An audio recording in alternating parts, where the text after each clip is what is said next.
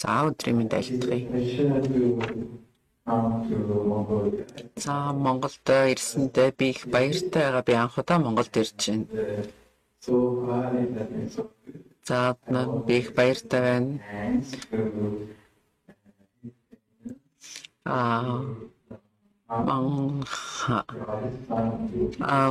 Хамлам их намхан жавцанд орж танаа болоод гандан тэгшлэн хийдийн бүх ажилтныг нэг ялангуяа биднийг одоо бас хариуцаж ажиллаж байгаа туяаг та нартай гүн талархлаа илэрхийлье. Бид нарт сайхан илгэмсэг хандаж бид нарыг сайхан хүлээж авч байгаа та бүхэнтэй баярлалаа. Мөн одоо Монгол улсын Шинжлэх ухааны академийн төлөөлөгчдөд талархлаа илэрхийлье. За Fiona played for Монгол суугаа Их Британий элчин сайд бол бас их өөрөөр ойлог үздэг байна. Миний тохиолдолд ноён Джеймс Аримура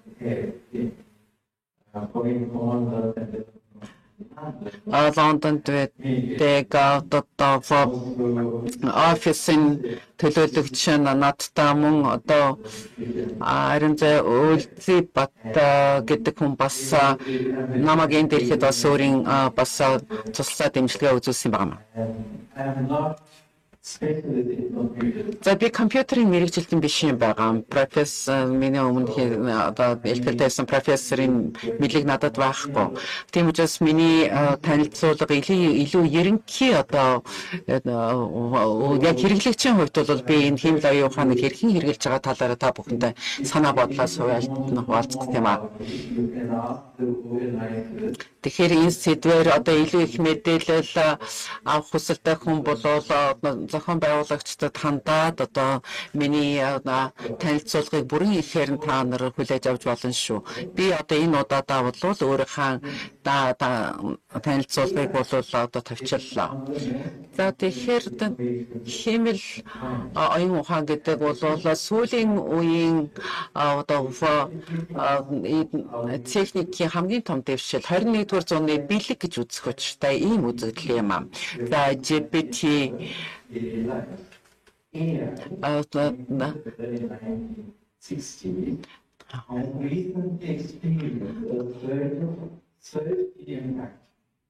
За тэгэхээр одоо хиймэл оюун ухаан бол анх 1960 онд яригдчихсэн хиймэл оюун ухаан бол сүүлийн жилүүдэд бол үсрэлтэй одоо хөгжлийн төвшөнд ажиллаа. Нэг ялангуяа машин одоо хүний чигэд одоо чадамжийг одоо бүх зүйлийг бол хийж чаддаг. Хүний одоо хүчин чадвараас давсан одоо үйлдэл хийж чаддаг боллоо. Тэгэхээр би энэ 7 одоо асуудлуудаар бол өөрийнхөө санаа бодлыг одоо хуваалцсан боловч 4-5 дугаарх асуудлан дээр илүү анхаарлаа хандуулъя гэж утсан юм байна. За энэ талаар би ярьчихсан.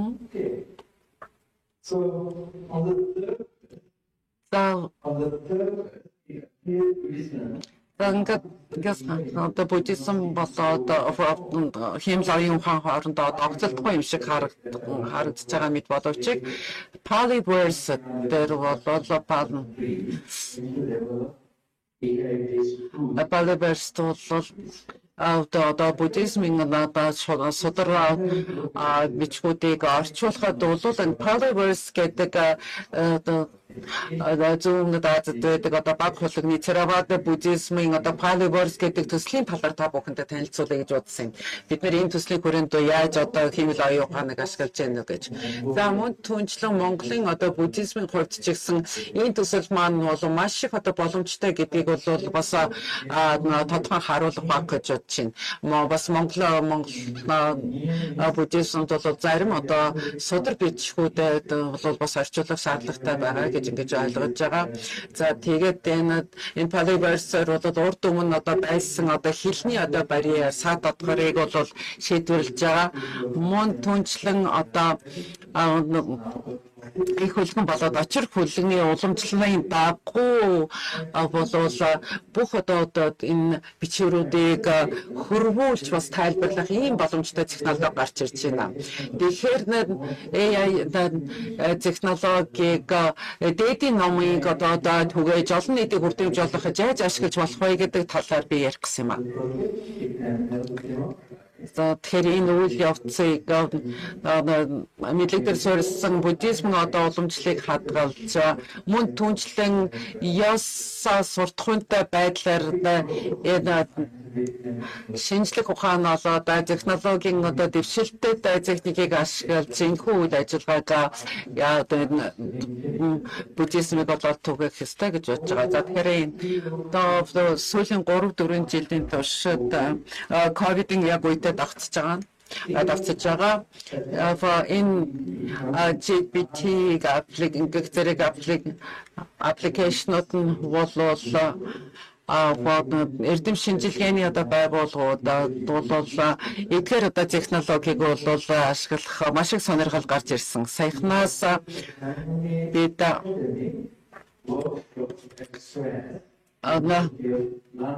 Лондонны их сургууль дээр бид нэр сургалт явуулсан байгаа.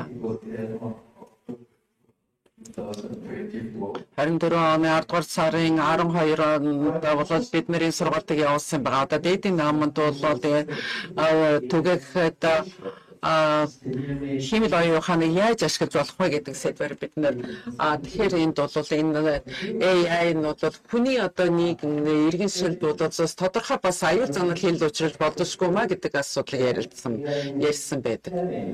Тэгэхээр энэтэй холбоотой мөн түнчлэн яг буддизмд бол бас аюул занал хийл учруулж буддизмын одоо номлолын гол одоо зарчмуудыг ажиутуулах тийм бас эрсдэл байж болзошгүй гэж даруй хүмүүс санаа зовнил илэрхийлж ирсэн юм аа. Нэг ялангуяа ёс зүйн бол ноцтой асуудлыг үүсгэж болзошгүй гэж.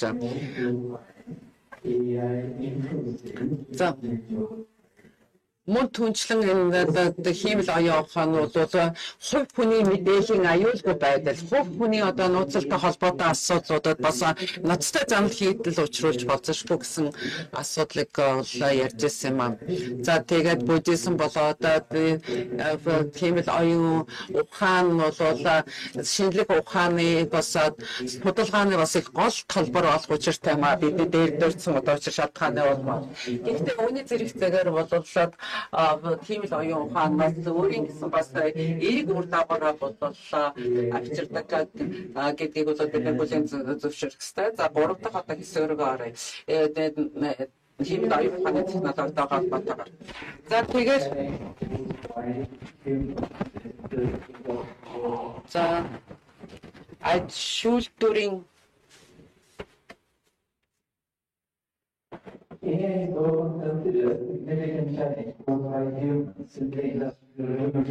хувьсгалаас хойш болсон тэр үйлдвэрлэл болоо загталтай болоо энэ үйл хувьсгал маш их өөрчлөлтөд авчирсан байдаг. За тиймээс энэ ажил дээр хувьсгалын үр дүнд бол хүний одоо гар аргаар үйлдвэрлэгээ аргачлал техник руу шилжсэн байдаг. За тэгэхээр бол энэ химэл оюун ухааны хэрэглээ нь бол бүр ажил дээрийн одоо хувьсгалаас эхэлсэн гэж үзэж болох юм байна. За тийм учраас бол эдийн засгийн одоо хүчин чадварыг бол олон бүрдүүлж үр ашгийг дээшлэхэд бол маш их үүрэг рол гүйцэтгэсэн гэж үзэх талтай. За мөн ажлын байрандах одоо хөдөлмөрийн бүтээмжийг сайжруулж тэгээд маш одоо цалин багтаа ажлуудыг бол AI-ээр хийлгэх тийм боломжийг гаргаж өгсөн байгаа. За тиймээс технологиор мөн түнчлэн одоо эрүүл мэндийн салбарын одоо үйлчилгээг хөрвүүлэх юм боломжтой. Нэг ялангуяа одоо асрамж халамжийн үйлчилгээг хөрвүүлэх юм боломжтой. За тэгэхээр энэ бол эдийн засгийн одоо үр шим ашигтай салбарны юм аа. За тэгвэл үүнтэй болгоодгаар хийвэл оюун ухаан нь бол ажиллах хүчний оролцоог бууруулах ийм эрсдэлтэнд авчирч болзошгүй гэж ингэж үзэж байгаа. За өөрөөр хэлэх юм бол AI гэдэг нь бол хүний оролцоог орлох ийм үйл явцыг буй болгоно орчныг буй болгоно гэсэн ийм айдас төрүүлж байгаа маа. За ChatGPT тестүүдийн талаар би дурдъя.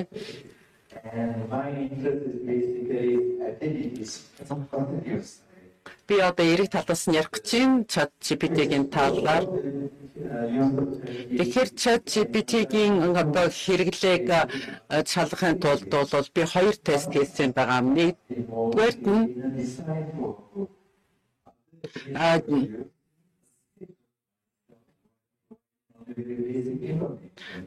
суур мэдээллийг авах зорилгоор би ChatGPT-д харсан. Мөн түнчлэн номын дизайныг боловсруулах чиглэлээр бас зөвлөмж өгсөн байгаа ChatGPT-гаас.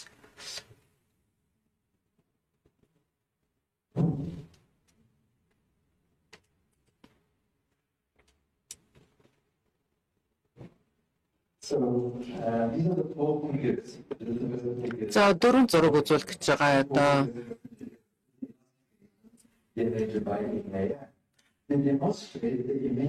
За тэгэхээр энэ зургийг бол ChatGPT AI-аар бүтээсэн байгаамаа.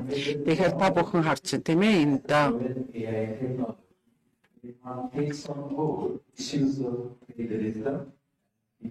За плагиат хийх бас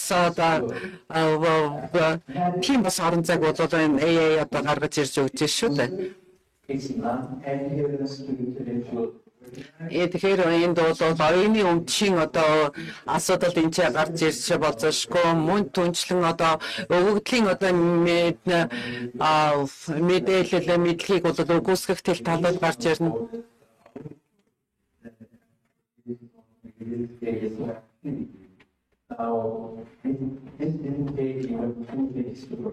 Тэгэхээр энэ зургийг бараг 2 минутаас бага хугацаанд бол ингээд гаргаад ирнэ шүү дээ. За Лондонгоос Кембриж руу аялж байхдаа би номынхаа нэрийг хайжсэн. За тэгээд энэрнгүү сэтгэл буйны үйл ажиллагаа гэдэг ингээд төлхөр үгсийг оруулахад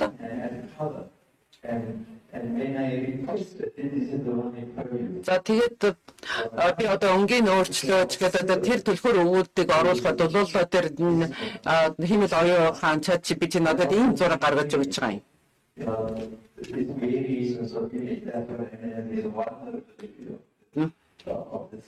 Тэгэхээр энэ системийн бас эмзэг байдал нь бол энэ харагдаж байна тийм үү? Гэхдээ бол сайн тал нь юу вэ гэхлээр энэ систем бол надад их үнэч байсан. Яг миний төлхөр өгөөд миний хүсснээр бол надад ийм дизайныг гаргаж өгч байгаа юм. Тэгээд бол энэ хэрэглэгчтэй ээлтэй бас зарчим байна. Мөн энэ дизайныг боловсруулсан тэр байдал нь бол их өргөмөц байна. За тэгээд миний тухай хэр их мэдээлэлтэй байдаг юм бэ гэдэг би өөрийгөө зураач гэсэн даалгавар өгсөн. Тэгээд бол энэ гар зургийн ийм миний дүрсийг гаргаж ирсэн. За би 60 настай байхад намаа 30 настай гэж ингээд тодорхойлсон. Тэгээд би өөрийгөө 60 гэсэн чинь миний зургийг ингээд гаргад ирсэн.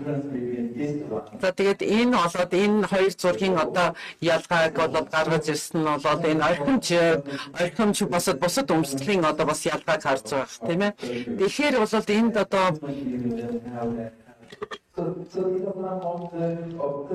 Тэгэхээр миний энэ ChatGPT-тэй холбоотой бол энэ миний ажиглалтуудаа би та бүхэнд хуваалцаж байгаа шүү дээ. Тэгэхээр энэ би Polyverse гэдэг төслийнхаа талаар та бүхэн танилцуулъя. За Polyverse төсөл маань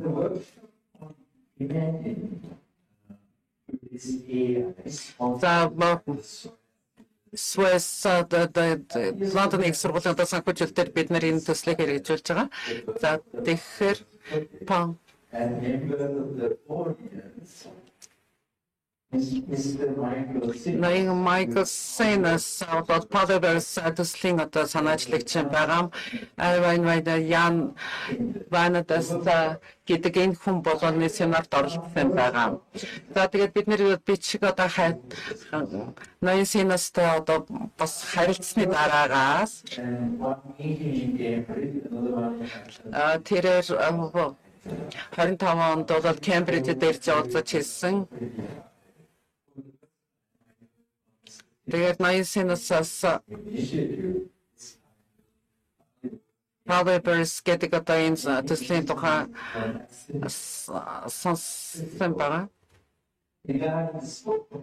За тэгээд төслийн одоо хамрах хүрээний тухайд. Enabling people worldwide Дэлхийн нийтийн хүнд одоо буддизмын одоо сургаалыг өөрийнхөө хэлээр одоо авч хүртэж судлах тийм боломжийг олгох төсөл юм а гэж ингэж тайлбарлаж өгсөн. За их хэлбэр одоо хэл рүү хөрвүүлээд жирийн одоо ард иргэдэд ойлгомжтой хэлээр одоо хөрвүүлэх асуудлыг ярьж байсан. За тэгээд энэ За тэгэхээр одоо миний холны төсөлд холбогдсон хүмүүстэй холбогдоход бол тэгэхээр энэ пали хэлтэй Шри-Ланкийн одоо хэл уугуул иргэдэг одоо хэл рүү пали тэр содруудыг бол одоо хөрвүүлэх шаардлагатай гэж одоо санал гаргасан. За тэгээд улмаар бол англи одоо бусад түгээмэл одоо хэлүүд рүү хэлбэр хэл рүү одоо хөрвүүлэх гэсэн санаа гаргаж ирсэн байгаамаа. За тэгэхээр та бүхэн харж байна. Энэ содрын орчуулгыг одоо пали хэлээс англи хэл рүү хөрвүүлсэн байдлыг бол нэлэгдсэн дээр та бүхэн харж байна. За тэгэхээр энэ бидний одоо энэ төслийн хандлагын талаар одоо дурдж байна. Нэг олон одоо AI системд бол энэ хийсэн орчуулга нь бол оригинал одоо сударт бол анхаарлыг одоо хандуулж байгаа. За тэгээд эхнийх нямба байдлаар одоо орчуулах тийм хандлагатай байгаа гэж бодож байгаа. За Ноён Синус юу гэж хэлсэн бэ гэхээр бурхан багшийн одоо сургаалтыг бол хийдэ одоо датсангуудад бол маш их нямба боллоосаа түгээж хэрэгэлдэм байна гэж дурдсан байсан.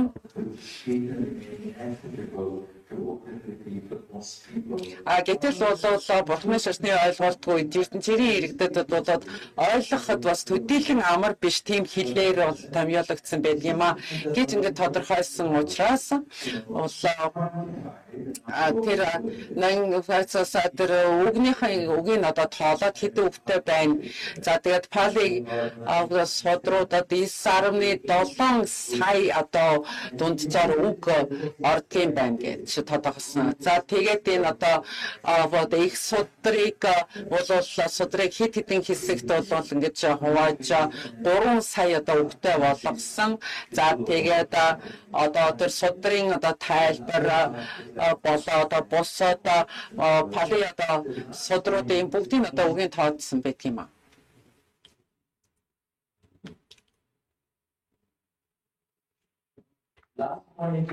За тэгээд эцэст нь хамгийн чухал нь юу вэ гэхлээр тэг 61% гэдэг нь түүний одоо тооцоолоор энэ бол энэ судруудыг ашигладаг хүмүүсийн тоог хувийн зинг бол харуулж байгаа. Өөрөөр хэлэх юм бол энэ судар нь бол хэдэн хувийн хүртээмжтэй байна гэдгийг бол харуулж байгаа. За би энийг орхи энэ талаар ярихгүй.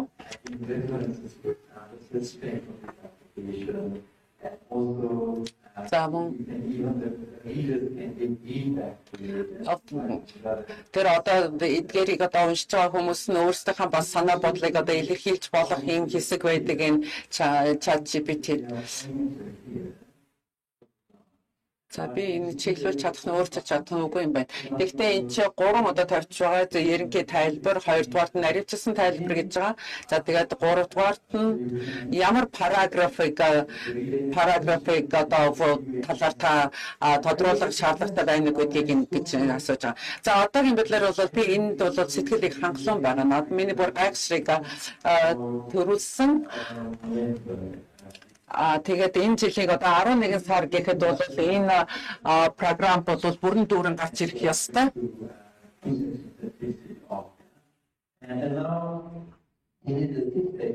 За 6 дугаарт бол ёс зүйн сэтгэл хөдлөлийн болоод ёс зүйн гонтой асуудлуудын. За тэгээ буддистын хувьд бол бид AI бол хүний ёс зүйтэй болоод сэтгэл хөдлөлтөй хосол бол бас асуудал болох асуудал. За тэгэхээр хамгийн гол нь хүнтэй адилхан бол тэр хүчтэн чадахыг ялангуяа одоо инэрл нэгүслийн одоо сэтгэлийг одоо олсон тийм хүмүүсийн хувьд бол энэ бол асуудал ба тэр хүний одоо сэтгэл хөдлөл тэр инэрэнгүү нэгүсэнгүү сэтгэлийг бол энэ AI гэдгээс бол гарахгүй.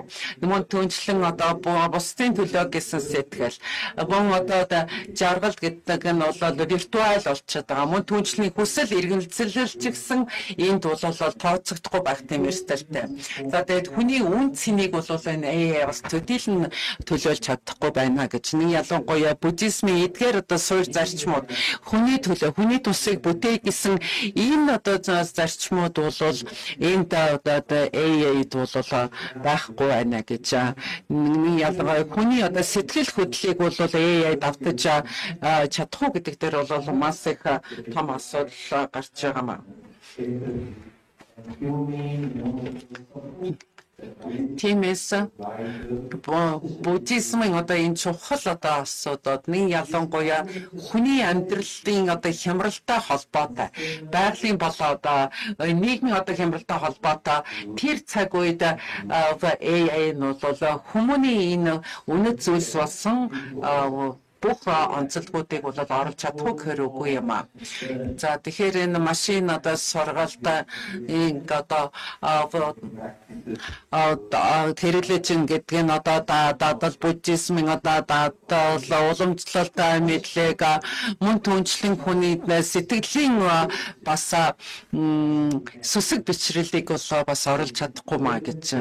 За тиймээс ирээдүйн одоо буддизмын хувьд технологи нь одоо өөрчлөлтөж тулсан хөгжих тусамд буддист бурхны шашны одоо хувьд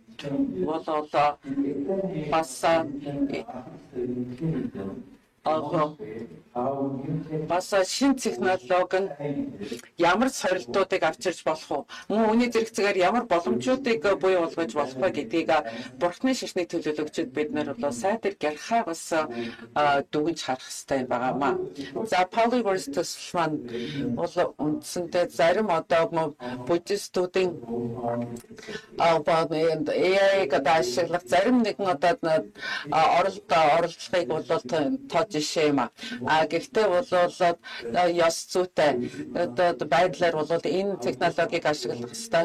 За тийм учраас буддистууд маань өөрийнхөө суурь одоо зарчим, суурь үнэт зүгт болсон бусдын төлөө инэрл нэгүсэл хайр инэрлийн зарчмуудаа бол энэ тэргүүнд тавьж энэ технологитой яаж эдгээр одоо үнэт зүйлсээ бас харгалцах уу гэдэг талаар бас бодох ёстой юм байгаамаа. Тиймээс хүмүүс одоо хиймэл оюун ухаан одоо буддын одоо дадал ухааныг бол хэлсэн хэрхэн хослуулах талаар бид нэр дахин бас нягтлж бодох ёстой юм байгаамаа. Тиймээс тэр мөн түнчлэн одоо хойд төрөл болон мөн үүлийн өрийн бас тэр онолтой холбогдуулаад уялдуулаад энэ хиймэл оюун ухааны бас технологиг бид нар бас харгалзаж үзэх хэрэгтэй юм байгаамаа. Тиймээс